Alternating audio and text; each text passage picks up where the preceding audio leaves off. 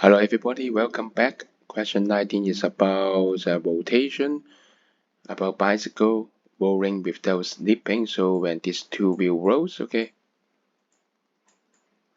the distance traveled by the wheels is the distance, horizontal distance movement of the people. So as the whole bicycle move to the front at the same speed, so the rolling speed of them should be the same, v.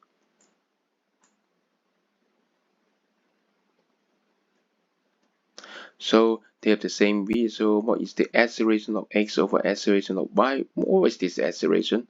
Rotation. So it's a centripetal acceleration.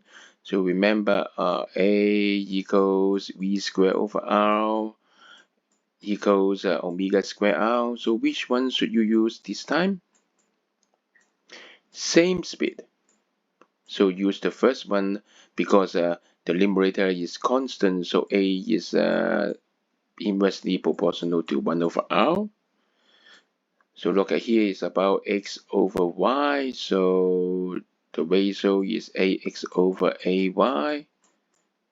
Because this is inversely proportional to r. So the ratio is ry over rx. Flip it. X over y becomes y over x inversely proportional. And then rx is 3r. So r over 3r.